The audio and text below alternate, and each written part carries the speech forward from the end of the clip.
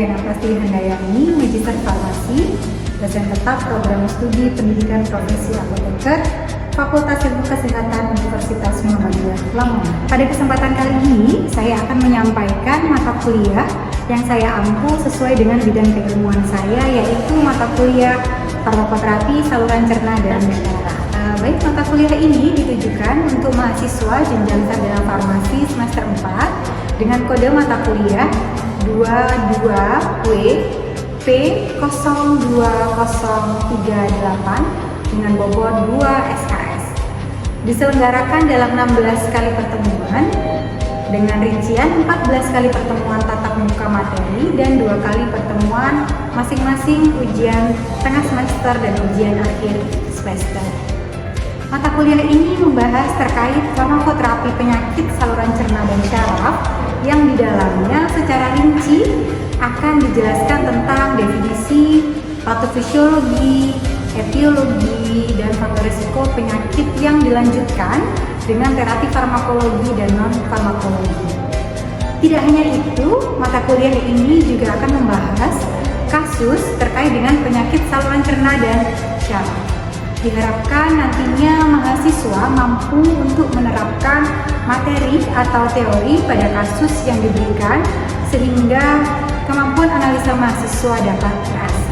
Adapun capaian pembelajaran lulusan atau CPL pada mata kuliah ini meliputi CPL 1, CPL 6, CPL 7, dan CPL 10 yang tertuang dalam RPS yang telah divalidasi oleh Ketua Program Studi. Kemudian, capaian pembelajaran mata kuliah yang diharapkan pada mata kuliah ini adalah mahasiswa mampu untuk memahami materi atau teori dasar farmakoterapi berbagai penyakit saluran cerna dan syaraf yang secara rasional sesuai evidence-based medicine dan mampu menganalisis kasus yang diberikan. 3 komponen utama dalam pembelajaran mata kuliah ini adalah delivery, interaction, and assessment atau kita menyebutnya dengan DIA. Untuk delivery, saya memberikan materi dan RPS kepada mahasiswa serta presentasi interaktif untuk mendukung pemahaman mahasiswa terhadap implementasi teori pada kasus. Interaction pada mata kuliah ini melibatkan komunikasi 2 arah antara dosen dan mahasiswa. Kemudian berupa diskusi, tanya jawab, dan kolaborasi bersama. Untuk asesmen ataupun sistem penilaian yang saya lakukan pada mata kuliah ini mencakup yang pertama adalah ujian tengah semester dengan proporsi 35%, kemudian ujian akhir semester dengan proporsi 35%, tugas 10%, dan yang terakhir adalah keaktifan atau diskusi sebesar 20%. Model pembelajaran yang digunakan pada mata kuliah ini adalah model pembelajaran secara langsung dan case atau problem based learning. Baik, berikut adalah video proses pembelajaran pada mata kuliah farmakoterapi saluran cerna dan syaraf dengan materi pada pertemuan ke-12 yakni farmakoterapi peptic ulcer disease. Mari kita simak. Oke, baik, bismillahirrahmanirrahim. Assalamualaikum warahmatullahi wabarakatuh. Waalaikumsalam warahmatullahi wabarakatuh. Apa kabar hari ini? Alhamdulillah. Sudah beberapa liburan ya di pekan-pekan terakhir. Oke, baik. Teman-teman sekalian, sebelum kita mulai perkuliahan ya di mata kuliah farmakoterapi saluran cerna dan syaraf hari ini, baik kita berlebih dulu supaya apa yang kita pelajari hari ini, kita diskusikan hari ini menjadi berkah dan manfaat nantinya. Baik, sudah kita mulai. Bismillahirrahmanirrahim. Raditu billahi robba wa bil islam dina wa bi muhammadin nabi rasulullah rabbi zidni ilman warzuqni fahma waj'alni minas sholihin amin amin ya rabbal alamin. Oke, baik, teman-teman sekalian, pekan lalu kita sudah melewati materi terkait dengan farmakoterapi GA atau gastroenteritis akut gitu ya, atau biasa kita sebutnya dengan diare akut. Itu yang kurang dari 14 hari ya, dikatakan diare akut. Nah, untuk mereview kembali materi yang sudah saya sampaikan di pekan yang lalu, maka boleh ya, masih ingat nggak ya teman-teman sekalian terapi dari GA? Ada yang bisa menjawab? Saya Oke, silakan Dea. yang pertama ada golongan absorben, ada golongan antimotolitas, sekretoria, sama bakteri baik, dan zinc. Oke, baik, terima kasih dia, jawabannya sudah sesuai. Baik, saya lanjutkan ya. Melanjutkan apa yang kita lihat tadi, yang kita lihat tadi adalah terkait dengan golongan obatnya gitu. Nah, sekarang kita obatnya. Ada yang bisa bantu? Saya Bu. Oke, siap. Izin menjawab. Iya, boleh. Antisekretori ada bismut salisilat, absorben, ada kaolin, pektin, dan ada bukit. Antimotilitas adalah keramid, bakteri bayi adalah lactobacillus acidophilus, dan zinc ada sulfat. Oke, baik. Terima kasih Ulan jawabannya. Itu ya teman-teman terkait dengan materi GDA pekan lalu, dan di pekan ini masih di kasus yang sama yaitu saluran cerna. Kalau yang lalu adalah diare, maka hari ini kita bahas ke peptic ulcer disease, ini ya, atau biasa kita singkatnya dengan PUD. Jadi kalau kita sebut PUD, maka itu artinya adalah peptic ulcer disease. Oke, kita masuk ke materi ya teman-teman sekalian. Jadi apa itu peptic ulcer disease ya? Di sini sudah ada gambar bahwa ada di situ contoh lambung ya, anatomi lambung dengan ada luka di tengahnya. Ya, atau biasa kita sebut dengan luka lambung. Nah, kita biasanya menyebutnya itu dalam dunia medis adalah ulcer. Kalau bahasa awamnya adalah luka. Jadi luka yang ada di lambung, gitu ya. Jadi ada goresan atau luka di dalam lambung yang itu kita sebut dengan ulcer. Nah, jika lambung itu normal, maka mukosa itu halus, tidak ada ulcer, tidak ada cekungan, tidak ada lubang di dalamnya, ya. Nah, tapi ketika terjadi ulcer, maka mukosa nih ya, dia akan kelihatan ada rongganya, ada lubangnya, ada lukanya, gitu. Nah, peptic ulcer disease itu salah satu penyebabnya adalah bisa jadi karena bakteri. Nah, ketika bakteri penyebabnya adalah bakteri, maka yang terjadi adalah ini ya. Nah, penyebabnya adalah Helicobacter pylori. Maka dia akan merusak mulai dari mukus sampai gastric epithelium, ya, nih.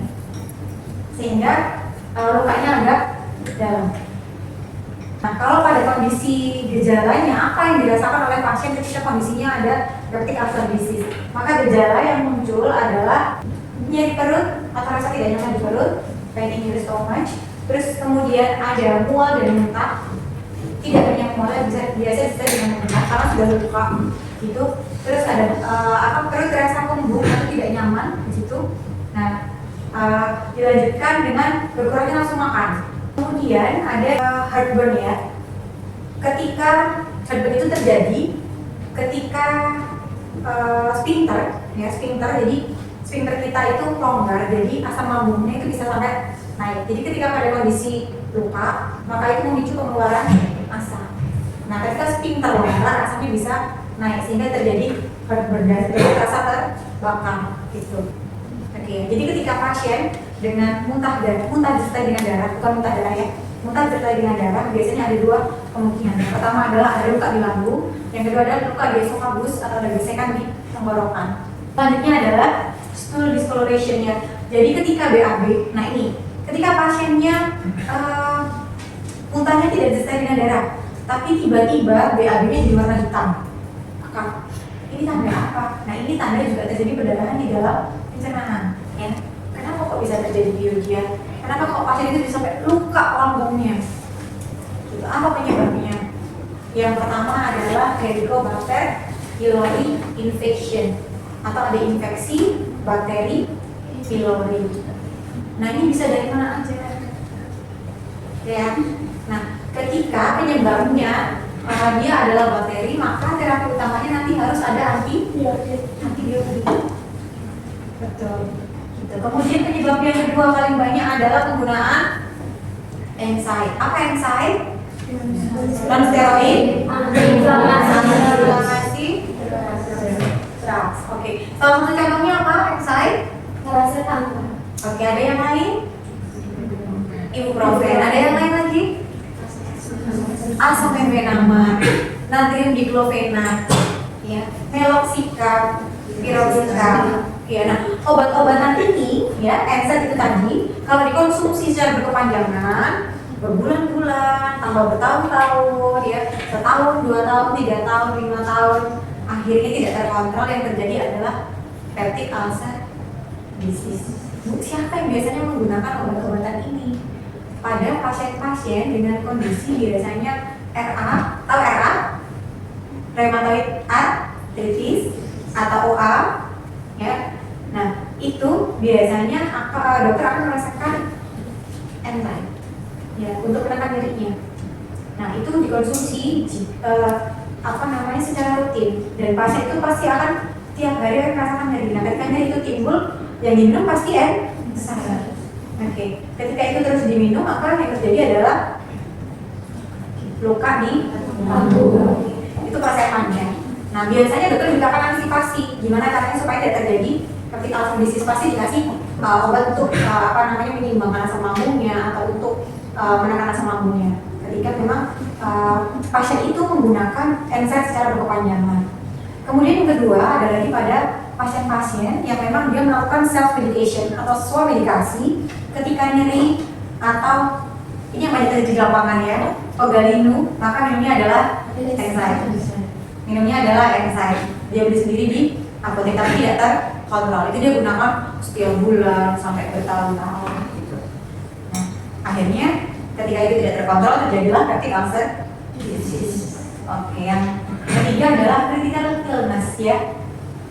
Penyakit-penyakit pada kondisi kritis. Ya. Terus kemudian ada penyakit-penyakit atau kondisi-kondisi yang memang dia dapat menyebabkan peptic ulcer disease. Contohnya apa? Yang adalah idiopati, ya.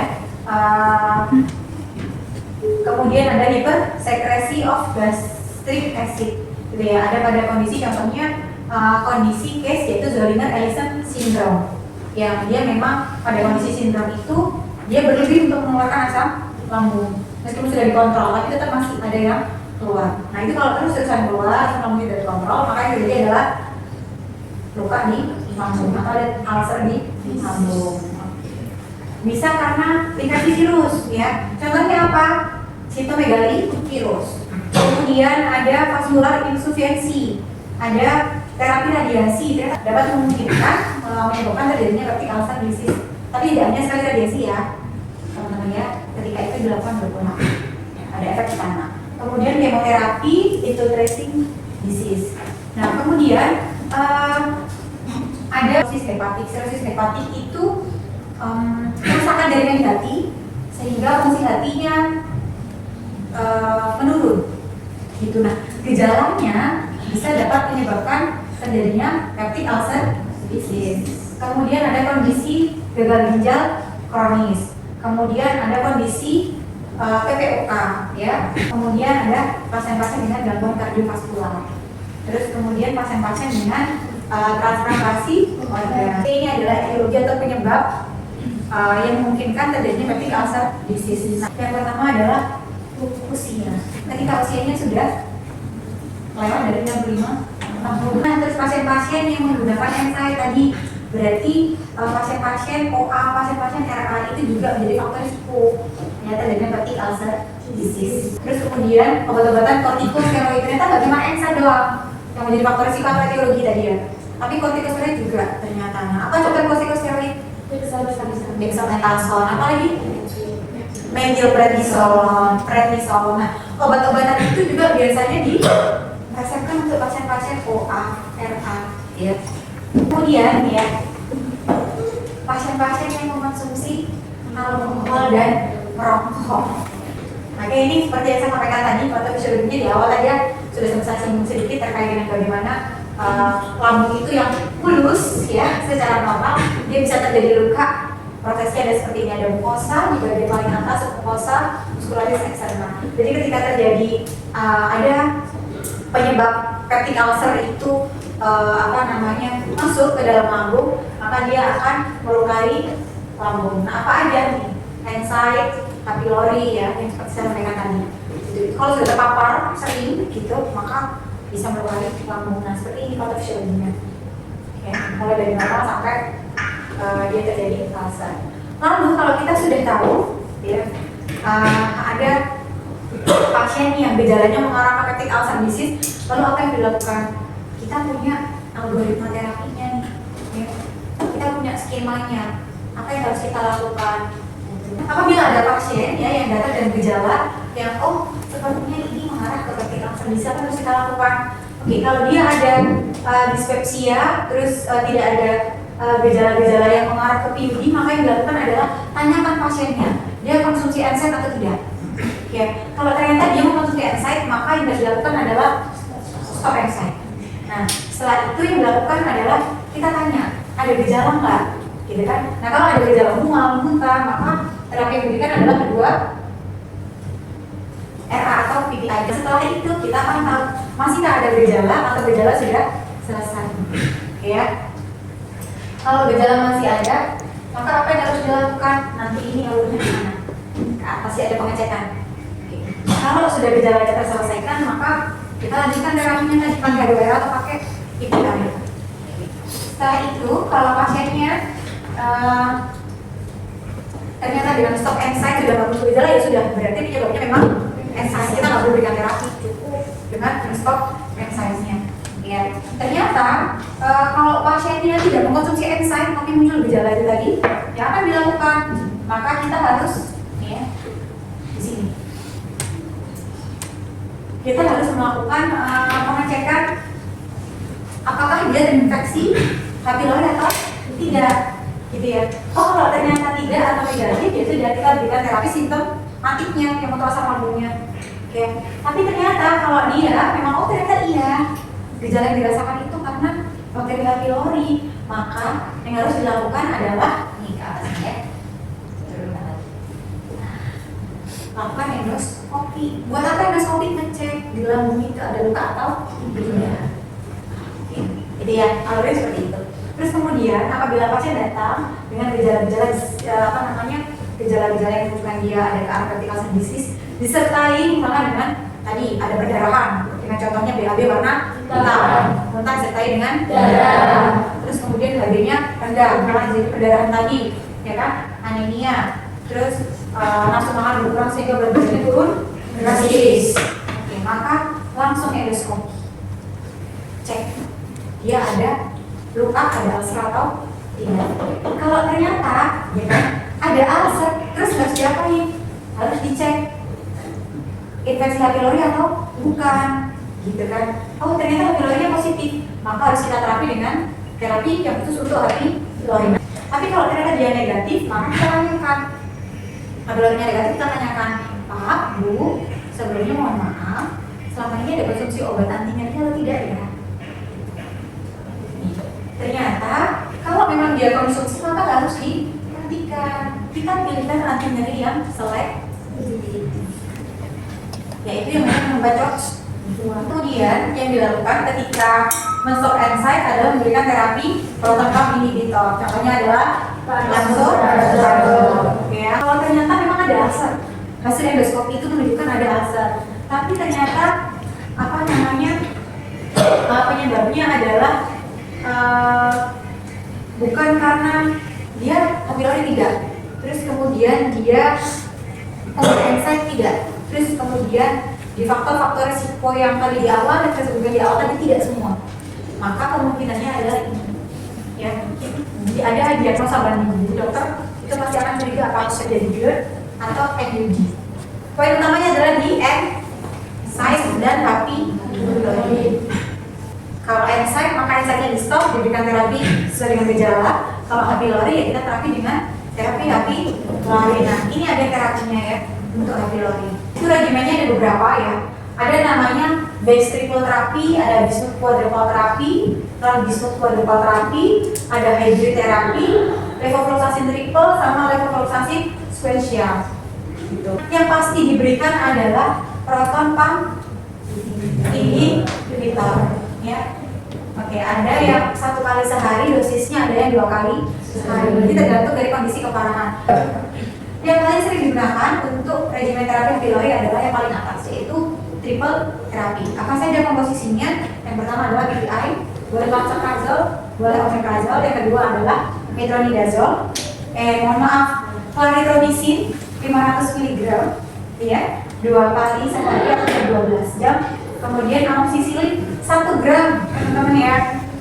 Kalau amoxicillin yang biasanya kan 500 mg, ini dosisnya 1 gram, berapa kali sehari? 2 kali sehari. atau tiap 12 jam. Bu, pasien aku ternyata dia alergi beta lactam, nggak bisa amoxicillin, maka pilihannya boleh pakai metronidazole 500 mg tiap 12 jam. Ya, ini terapi yang paling sering digunakan. Nah, untuk terapi-terapi yang bawahnya itu jika pasien pada kondisi-kondisi khusus yang misalkan tidak bisa menerima clarithromycin, amoxicillin ataupun metronidazole. Oke ya. Atau pasien ini sudah keluar hasil kultur bakterinya. Ya, sensitif terhadap antibiotik ini, sehingga dokter bisa memilihkan mana ya yang paling baik di antara regimen ini untuk pengobatan si pasien PUD karena H. pylori ini. Terapi yang pertama adalah menggunakan proton pump inhibitor di sini. Ya. Dengan mekanisme kerja dia menghambat proton sehingga sumber asam dari manapun itu dia dihambat sehingga tidak keluar. Ya kan? Apa contoh obatnya? Ada omeprazole, ada lansoprazole, ada pantoprazole, ya, esomeprazole, dexlansoprazole. Ya. Nah, dosisnya sudah ada di sini semua. Nanti teman-teman bisa dicerna dengan dirinya ya.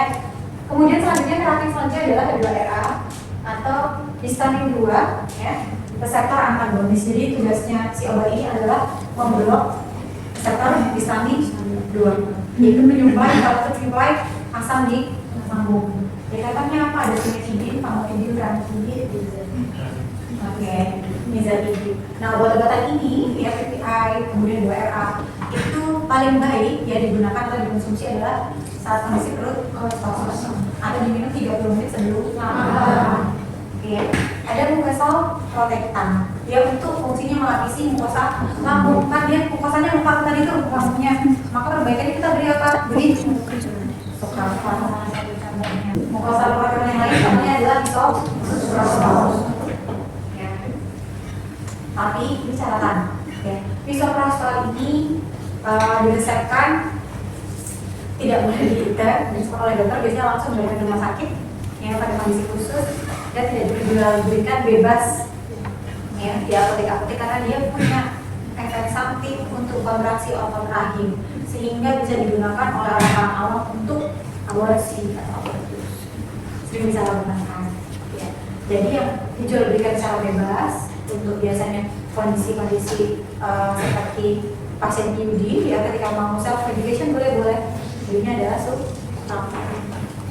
Tambahan ya teman-teman, ketika pada kondisi pasiennya itu mual dan muntah, selain kita memberikan terapi untuk menekan asamnya, kita juga boleh memberikan terapi mual muntahnya. Jadi kita boleh memberikan agen terapi untuk mual muntah. Terus kalau cara minumnya gimana Bu? Kalau pada kondisi pasien muntah, ya pasti kita berikan adalah obat muntahnya dulu, nggak mungkin obat yang lain. Kalau muntahnya hebat, pasti dirujuk ke rumah sakit. Jelas ya, jadi semua kita berikan terapinya, farmakoterapinya dengan sesuai dengan gejalanya. Gitu. Nah, penyebabnya kita nih kalau vertical side disease yang paling penting adalah ada suprapat untuk melapisi mukosa lambungnya. Sampai di sini ada yang mau ditanyakan dulu nggak? Oke, Bu. Izin bertanya, Briana, bagaimana jika ada pasien PUD yang mendapatkan resep obat seperti ranitidin dan antasida secara bersama? Bagaimana akan pakainya? Oke, baik, terima kasih. Boleh duduk kembali. Pertanyaan bagus ya. Bagaimana kalau pada kasus PUD ternyata dokter merasakan ada dua penekan asamnya, ada antasida, kemudian ada ranitidin. Mana dulu yang diminum? Ya. Jadi kalau ada kondisi pasien secara bersamaan, maka yang diminum duluan adalah antasida dengan cara pada minum awal ya, pertama kali minum 30 menit sebelum makan ya, kemudian 30 kemudian makannya, maka tunggu 2 jam baru minum ranitidin. Nah, pada minum yang selanjutnya, misalkan aturan pakainya sama ya, sama-sama 3 kali sehari. Pada minum yang selanjutnya, antasidanya diminum sesaat sebelum makan. Ya, tidak lagi 3 menit sebelum makan, tapi sesaat sebelum makan. Jadi punya antasida, habis itu sudah ditelan antasida langsung makan. Jadi nggak ada jeda. Mengapa begitu? Ya, karena pada minum yang kedua kondisi asam lambung yang awalnya tadi belum dinetralkan sudah ternetralisasi sedikit kan? Diminum antasida di awal, betul? Nah, pada kondisi kedua ketika kita makan, nah makanan itu nanti akan memicu pengeluaran asam lambung sehingga minumnya bersamaan. Jadi dia akan bisa langsung netralkan asam lambung ketika makan. Paham ya? Nah, baru nanti setelah makan jeda 2 jam dilanjut running video. Begitu Mbak. Ya, terima kasih pertanyaannya. Pada pasien-pasien dengan PUD yang mengkonsumsi proton pump inhibitor ya, trazoprazol, omeprazol dan yang lainnya, nah itu digunakan dalam jangka waktu yang tidak hanya sehari 2 hari, minimal 10 hari. Ya, ada sampai 2 minggu, ya ada sampai 1 bulan. Nah, maka yang dilakukan apa ketika pasien sudah rutin mengonsumsi obat itu? Kita harus pantau, kita harus monitoring. Yang dimonitoring adalah pusing, ada pusing nggak? Ya. Terus kemudian terkait dengan nilai lab darahnya, ada trombositopenia atau tidak, neutropenia atau tidak, ya. Terus kemudian fungsi ginjal, oke. Terus kemudian monitoring parameternya apa? Ada di situ serotonin, ya. Ada fungsi ginjal dan fungsi hati, gitu. Kemudian pasien menggunakan 2 RA, pusing, ya, di kepala, diare, ini hati-hati ya. Nah, kalau ada diare, pastikan kalau memang itu efek sampingnya nggak 2 RA, maka kita harus segera menyarankan pasien untuk konsultasi ke dokter. Kemudian suprafa dia punya efek samping konstipasi. Jadi pastikan kalau pasien yang mengkonsumsi suprafa dalam jangka waktu yang panjang, tanya diarenya lancar nggak? Ya, dan yang terakhir adalah misoprostol ini ya, nggak boleh diberikan pada pasien yang sedang hamil karena dia tadi punya efek samping untuk kontraksi rahim. Itu apa aja dia efek sampingnya? Ada diare, ada pusing, mual-muntah. Nah ini ya, kalau pasiennya dapat obat itu kita harus pantau gejala-gejala lainnya.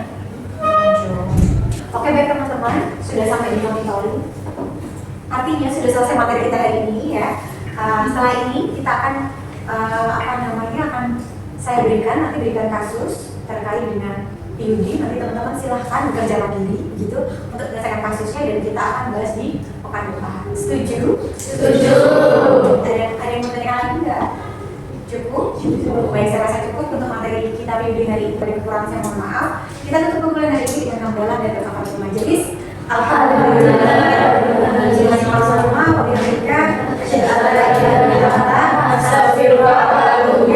Wassalamualaikum warahmatullahi wabarakatuh. Waalaikumsalam warahmatullahi wabarakatuh.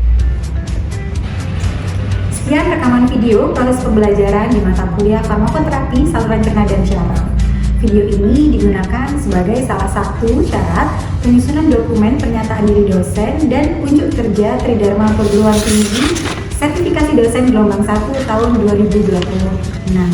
Semoga dengan adanya video ini menjadi pertimbangan yang baik dalam proses penilaian sertifikasi dosen gelombang 1 tahun 2026. Akhir kata, saya Rina Kastili Handayani mengucapkan terima kasih. Wassalamualaikum warahmatullahi wabarakatuh.